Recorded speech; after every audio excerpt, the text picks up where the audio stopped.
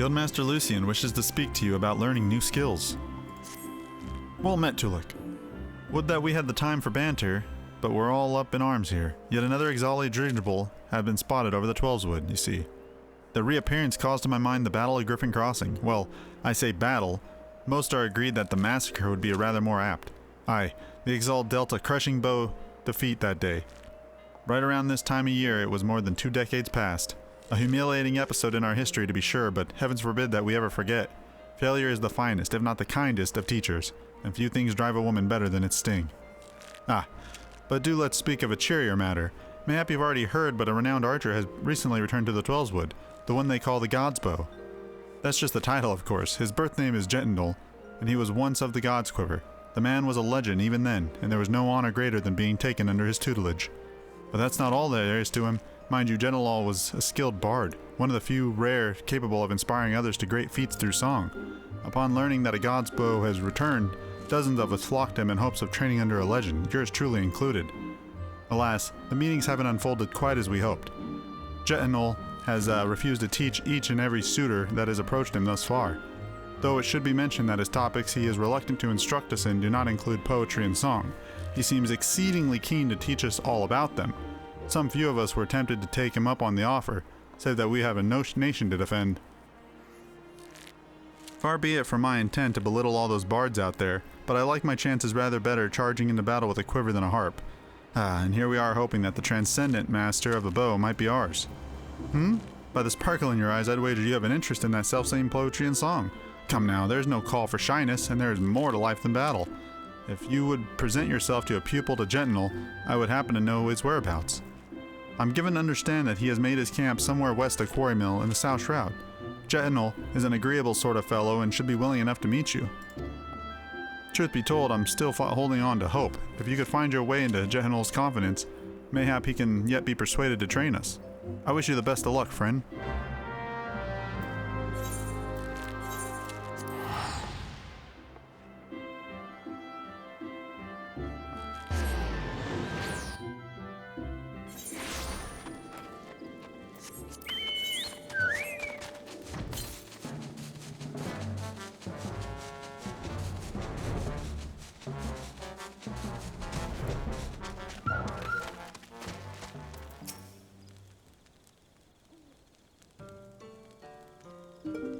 Another guest. You are kind to pay me a visit, young one. Naught gives us elderly folk more pleasure than the company of a young. Add to that steaming pot of tea and a beauty of the Twelveswood, and we cannot want for little more. But the curl of your lips tells me that tea and scenery are not what you desire. You seek knowledge of archery, I take it. In which case, I'm afraid I much disappoint you. Tolucc, was it? Yes. I am Jetindal, the one they call the God's Bow. But that was in another life. I have long cast aside my bow and taken instead a harp on my breast. For years I have lived as a bard, going wherever the wind blows, exulting in the beauty of creation through song. To be sure, I still have the eyes to recognize a promising archer when I see one, and you, young one, have promise.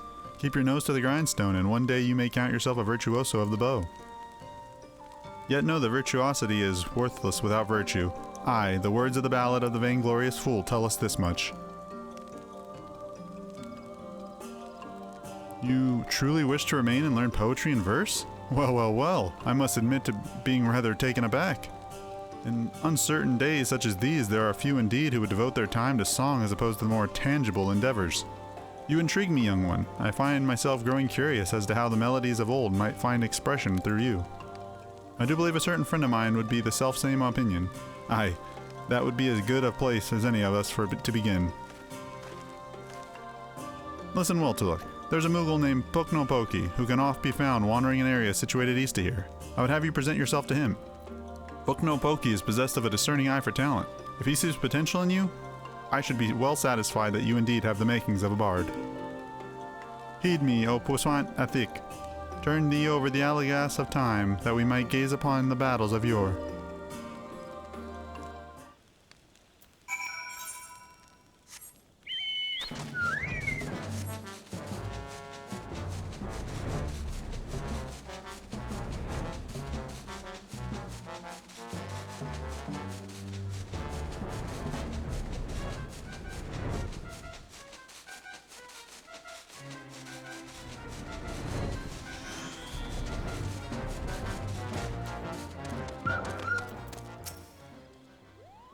Kuparg! How could this have happened? It's just so embarrassing. A blunder for the ages, Kupo. You understand what I'm saying, don't you? That's a rare talent, I'll allow, but you've caught me at a bad time, Kupo. Now be a good adventurer and show yourself out. Jetnil sent you. You should have said so sooner, Kupo. You do know that Jetnil is no ordinary bard, yes? His songs can salve your heart and strengthen your resolve. They can banish your fears and fill you with hope. And that's not even scratching the surface. Why, to hear him perform is like bathing in sunbeams, Kupo. I've asked, begged, and pled more times than I care to count for Jetnil to stay and sing in the forest. Only now has he deigned to set foot here again, and he's refusing to sing for us? That's a blatant breach of promise, Kupo. But what's this? Why, your being resonates with a chord similar to Jetnil's, perhaps even identical, Kupo. By the 12, this means that things may yet turn out as planned. Why, you might even have it in you to surpass the man. And that's saying a lot, Kupo. Egads, your coming has so excited me, my predicament nay has escaped my mind. There's charm that I meant to give the Jetnil, you see, but it was stolen as I napped. Kupo, I roused just in time to spy the thief and attempted to give chase. Alas, drowsiness robbed me of my balance and I was delayed by this tree. Last I saw of that overbold brigand, he, or possibly she, was scurrying towards Taker's Rock, Kupo. Now I realize we've only just met, but would you mind recovering the charm and delivering it to Jetnil in my stead?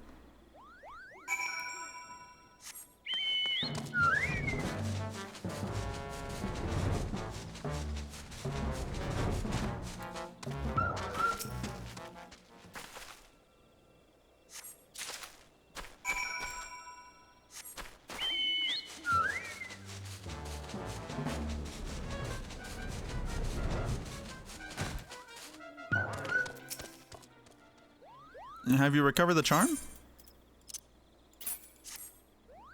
You did it, Kupo. Please, you must now deliver to Jetnil. Tell him that Poknopoki thinks he is a cunning rogue, but he is excited nonetheless. So excited, in fact, that he cannot help but sing. Kupo lo lo lo.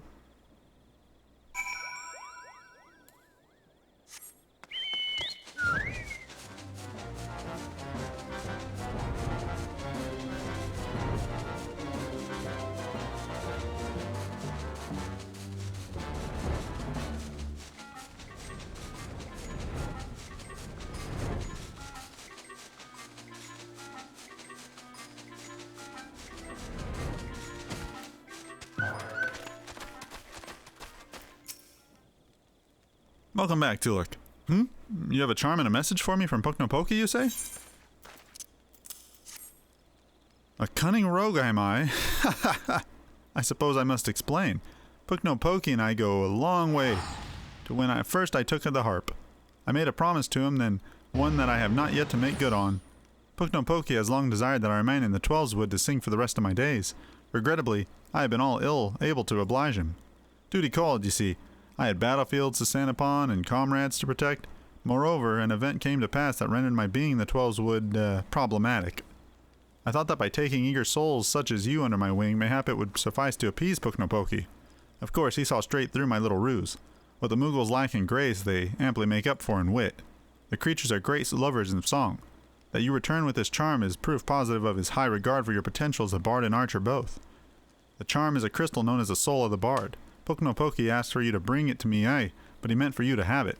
It is a gift from the Mughals bestowed upon those they deem worthy of walking the path of the true bard. The soul of the bard harbors memories of the past, verses and refrains sung by the bards of old. As you gain in worldly experience, more of these memories will fold an expression through the being, imbuing your song with powers untold. Now, it may surprise you to hear that bowmen and bards are the next of kin, but by the same token, mastery of song is dependent upon one's prowess as an archer. The sense in this will be lost upon you at first, but in time realization will dawn that a bow and harp are but stringed instruments played by the same hand. Go now, Tolucc, and let your body and soul drink deep of the melodies of old. When next we meet, I will hope to see a fully fledged bard standing before me, one who exceeds even Poknopoki's wildest expectations.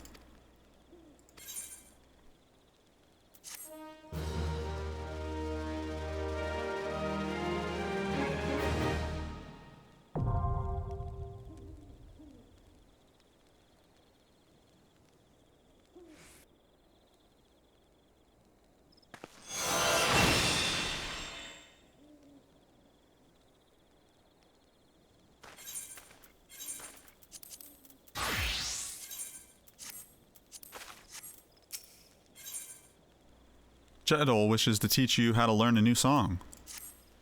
Ah, that glint of determination in your eyes is a testament to your newfound strength.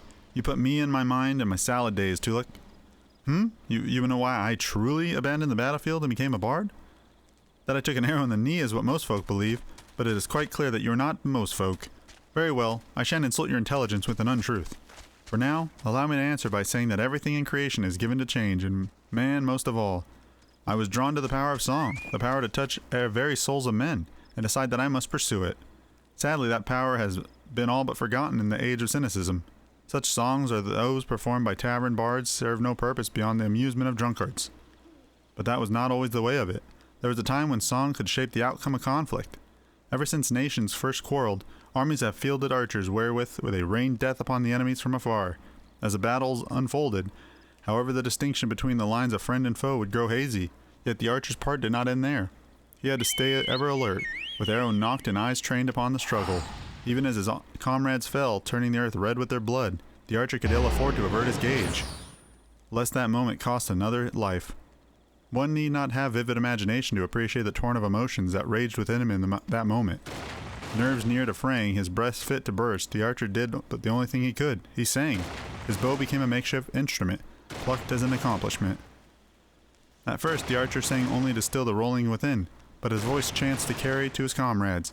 It inspirited those engaged in combat, lending strength to their sword arms, and to those who lay upon the precipice of death, it granted a measure of peace. Realizing the tactical potential of song, yet loath to set aside skilled archers for that purpose, armies began raising dedicated regiments of minstrels. But the members of such unfit units were no warriors, Tolucc. Fair of voice and nimble of finger, these career minstrels could find a place in the hall of any lord, yet they know not of the burden borne by those who charge in the battle, whose lot is to dance with death and sup on pain, and so their song rang hollow, holding no power over the hearts of men. In eastern Lenosha, spirits are said to haunt the trees of Raincatcher Gully. I would ask that you travel there and await the emergence of these specters. Through force of arms, you are to release the spirits from their tormented existence, and in doing so, their unfathomable suffering. With such a deed might you draw forth an ancient melody from the soul of the bard.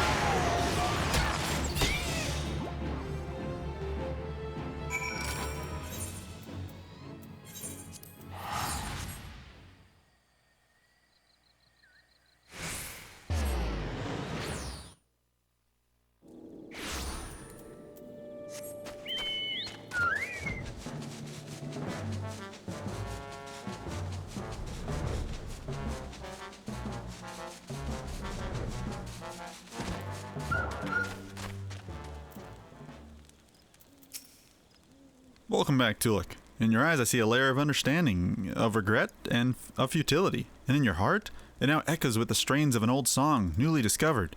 Embrace this song, and as you play it, it shall battle the ever more powerful emotions, beset and temper your soul.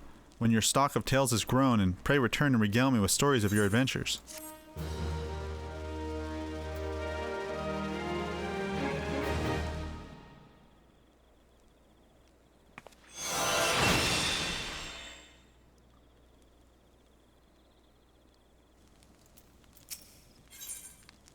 Jetnol would help you to learn yet another melody of the bard.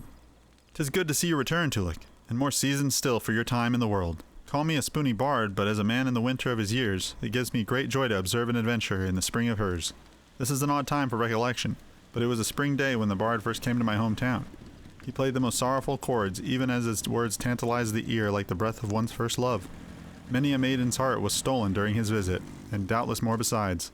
Tolucc, would you believe that common bards too were born of archers? This may seem far-fetched upon first hearing, but it isn't so far a stretch. Ask yourself this. What becomes of soldiers when conflict gives way to peacetime? Some have lives they return to, aye, but most who needs to take up a new trade to make ends meet. Well, it just so happens that many who had once bent the bow took to strumming the harp. They wandered the realm, singing passionately and earnestly of the war as it seen through their own eyes, of sweet victories and bitter defeats, of sacrifice and cowardice.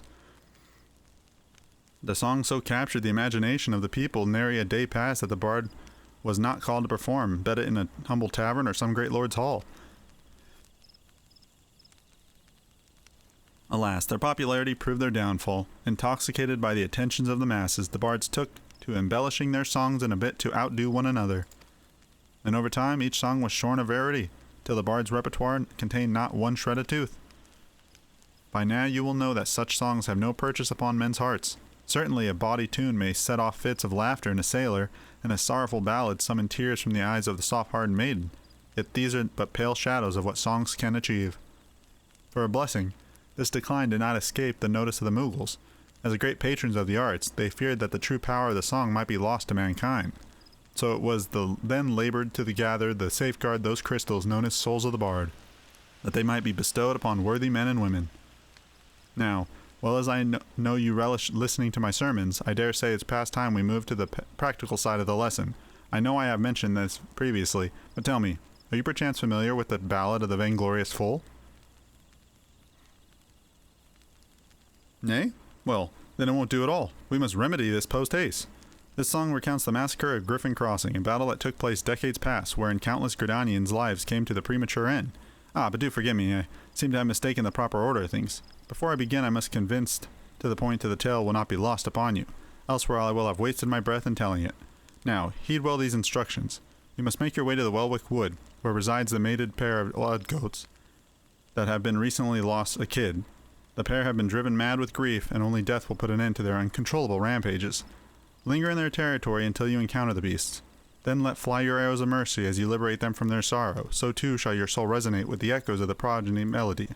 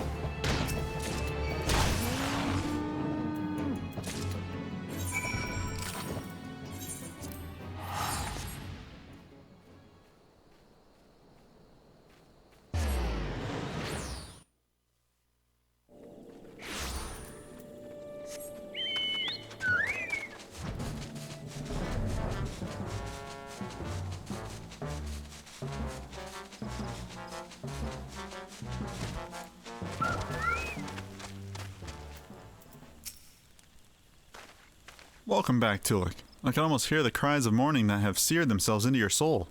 That you remain unbowed by such anguish is a testament to your spirit's fortitude. Yet even as your heart swells to contain these new experiences, you must not neglect your skills with the bow. A resilient heart must needs have a robust body in which to beat. Once you have trained both to equal strength, then I shall perform for you the ballad of the Vainglorious Fool.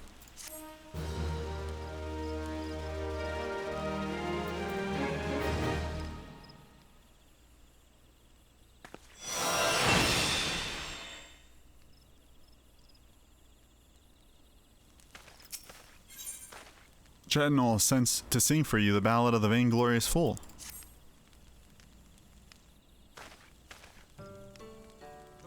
Welcome back, Tolucc. By your tranquil countenance, it is plain that both your body and soul are in readiness for the next stage of your journey. Very well, the time is ripe that I teach you the ballad of the vainglorious fool. The song tells the tale of an archer of the gods' quiver whose peerless skill was surpassed only by his hubris. Alas, that hubris led to the annihilation of his entire regiment on the battle of which has come to be called the Massacre of Griffin Crossing. Standing guard in dead of night, an archer wearying of the sight, drunk on pride and starved of glory, forsook his post to claim victory. 10 score yalms had the archer crept, when shrieks rang out, whence his comrade slept. For he was not there to see the knives, nor to ring the bell and save friends' lives. Tell me, Tolucc, what lessons can be learned from this tale? Ah, but hold that thought. What your tongue claims to understand interests me not. As before, I'd sooner have you demonstrate the fruits of your learning with bow in hand. This time, however, you shall have the pleasure of my company. I would have you escort me to Gilmora Ruins in the North Shroud. It is there that some few fallen from the massacre of Griffin Crossing have been laid to rest. Pray, honor this place of resemblance with a bouquet of lilies. Heed me, O puss in a thick, cast thee back the reins of the firmament, that we may gaze upon the battles of yore.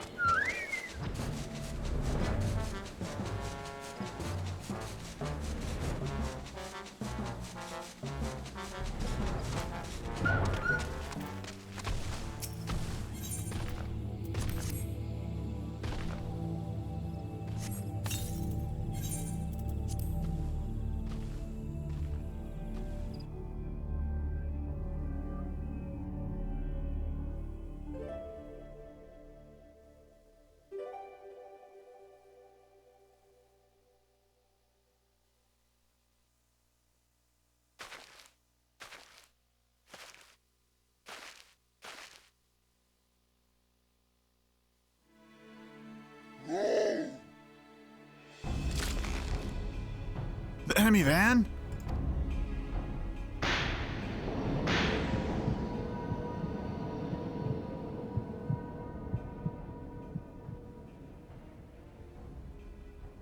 No, I cannot.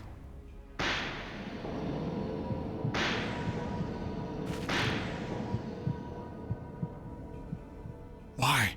Why do I still draw breath?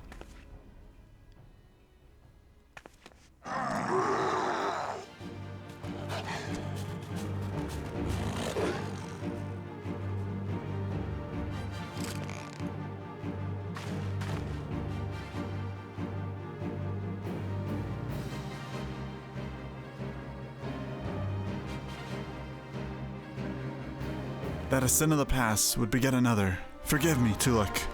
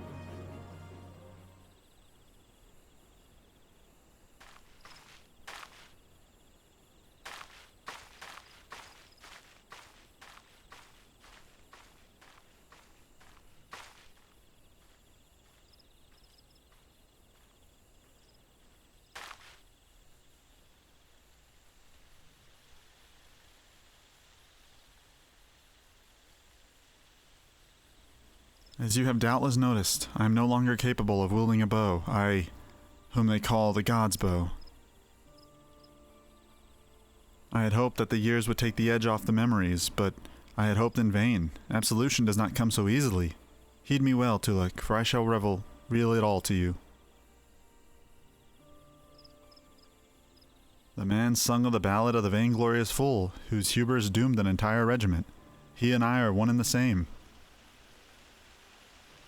Being no stranger to the bow, you will not know the archer's role in battle is that of support. His charge is to thin out the enemy line, that his comrades might gain ground in the field of battle. By the most basic of criteria, I was unfit to hold a bow from the first.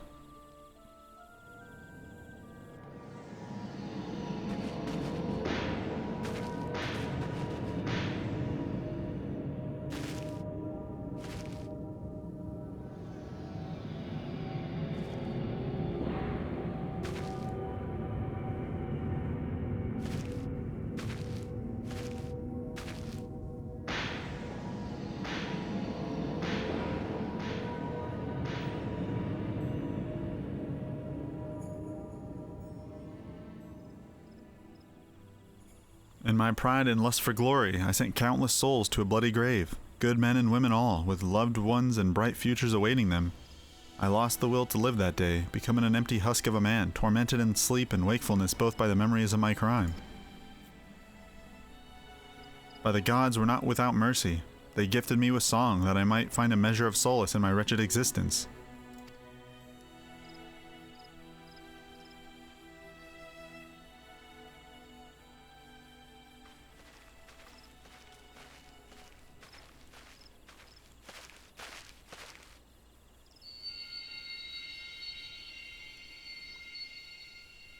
A new melody resounds within you, I see.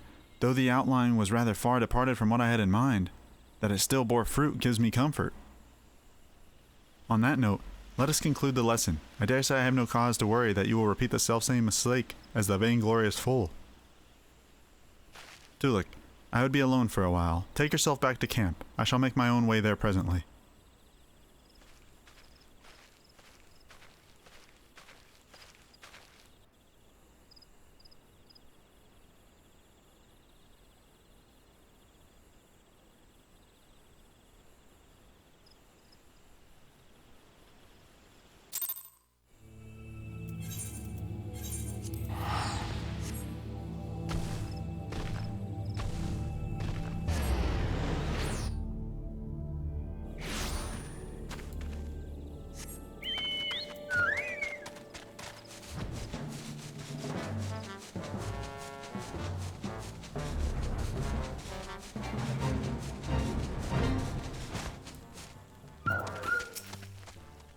I'm glad to see you safely returned, though I rasp my voice hoarse through saying of it. I cannot tell you enough times how much I regret dragging you into such danger. And yet, there is more I would ask of you. If you would do me the kindness of lending your ear, then pray speak now.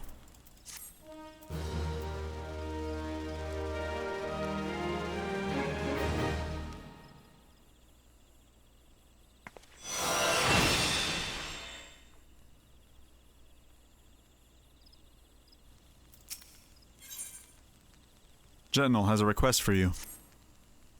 You will listen to my request, though you know me for the vainglorious fool I am? I am humbled.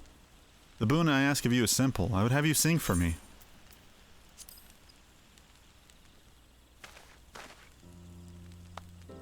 A heartfelt performance, masterfully delivered. You have come far in such a short time, my young apprentice. Hearing your song this day, I'm convinced that you are well on your way to surpassing me as a bard and archer both. Soon there will be naught left for me to impart to you. Tolucc, you have proven yourself worthy of the consecrated garments worn by the true bards of old to honor the keeper. I speak of the choral attire. The attire was entrusted to me when Tolucc and I first met, deep within the Twelveswood. The Moogle and I had traced scarce more than a handful of words when he proffered me the entire along with the soul of the bard. At that time, I knew not the power of song, and so declined the gifts, but Tolucc would not be denied. For all his good humor, the Moogle can be as unmoving as a rock. The attire chooses the wearer, not the other way around, he insisted, and I found myself yielding to his will. In mastering the verses of war, I won acclaim beyond the wildest dreams upon the field of battle, and for a time I was well pleased.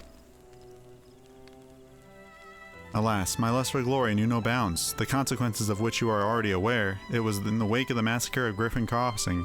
Stricken with guilt, I wanted not more than to earth to open up to swallow me whole.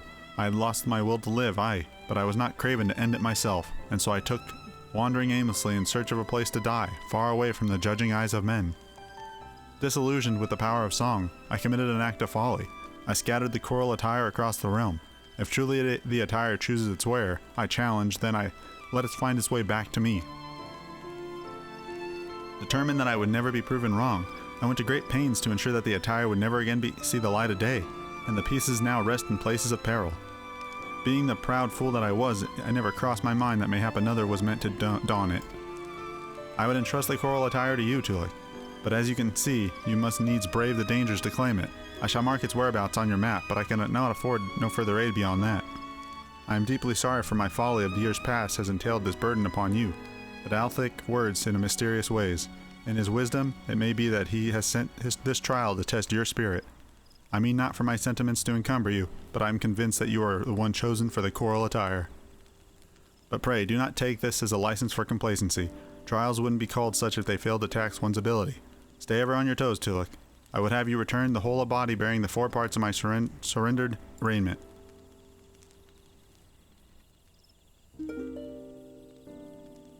Heed me, O Puss and Althic, reverse thee the seasons turning, that we might gaze upon the battles of yore.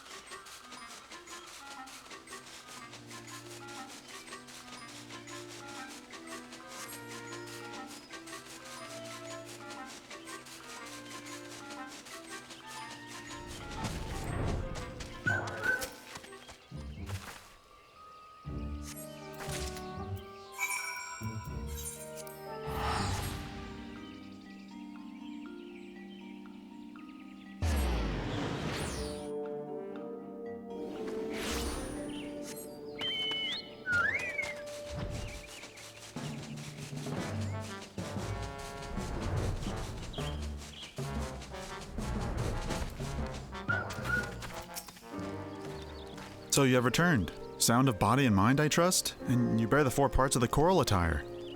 I knew you for the true owner of these garments ere I heard your song. Since the day we met, your determination has reminded me much of that I lost, and would have again. I have at last settled my heart on a matter that has plagued me for some decades. When my preparations are complete, you shall know of my decision. Until then, may your song lift the spirits of your allies and your arrows seek the hearts of your foes.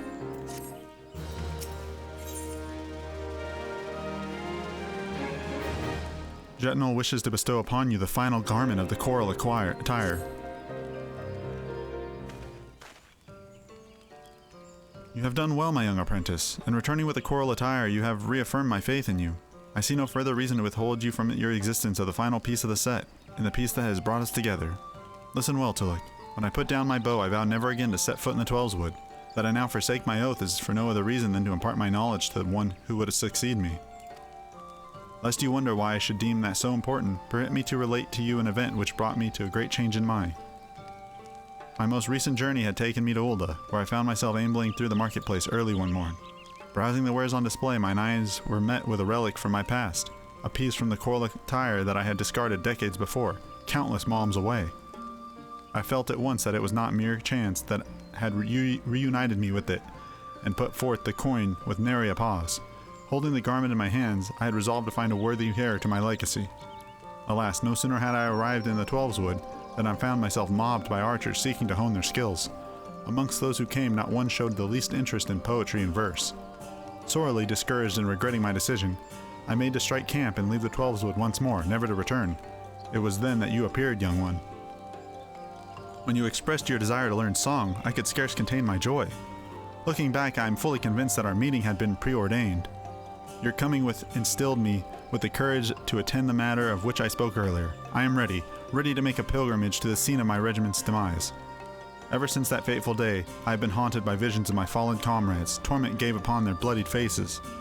Lost to hope, but too craven to end my own life, I wandered the land aimlessly, seeking a place to die, but the heavens denied me even that.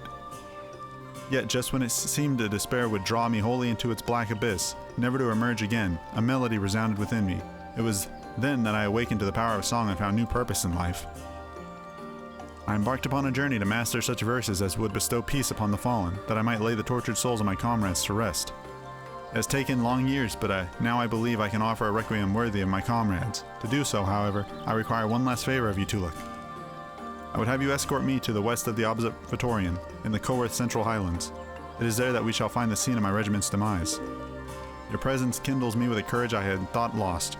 I would have none other by my side as I undertake this pilgrimage, now, as I enter my most daunting stage of life. Once you arrive, I ask that you pay my respects with another bouquet of Nimia lilies. When my requiem is sung, you shall have the final piece of the choral attire. Heed me, O Pusinethik, reverse thee the dance of stars athwart the night sky, that we might ease the suffering of souls long departed.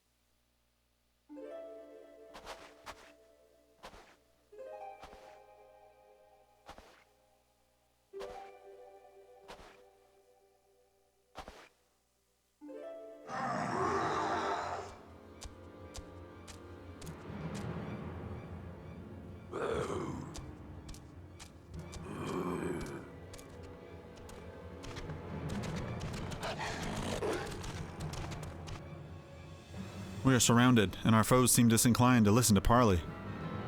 You must survive this, Tolucc. My soul is overburdened with the deaths of too many dear companions.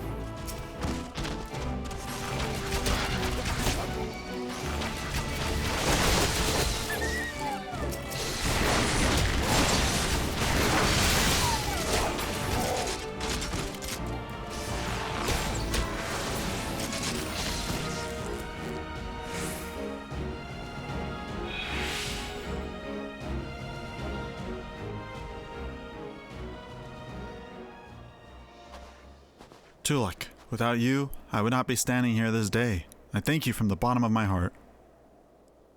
Forgive me, my friends. I have kept you waiting overlong.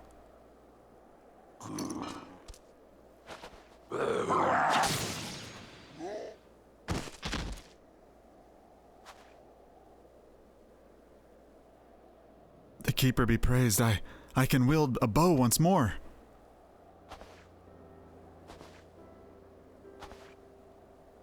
It was you, young one, who helped me to remember how. I had known this for some time, but your presence is a salve for the wounds of my soul. Your coming has delivered me from the nightmares of my past. My worthy successor, to you I entrust the final piece of the choral attire. Don it and go forth to fill the hearts of men with courage and purpose. Though the seasons may turn, bending a man's back and dimming his eye, so long as there is life, there is reason to hope. Thank you, Tolucc, for showing me the truth of this.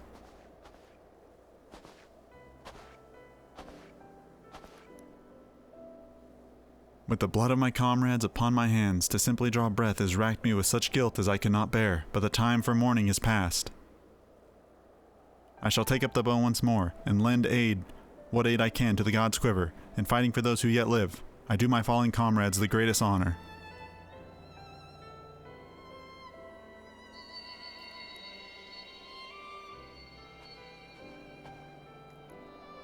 Yet another melody resounds within you, I see. Then there is not more I can impart to you. As equals, let us together give praise to life and all the joy that it brings.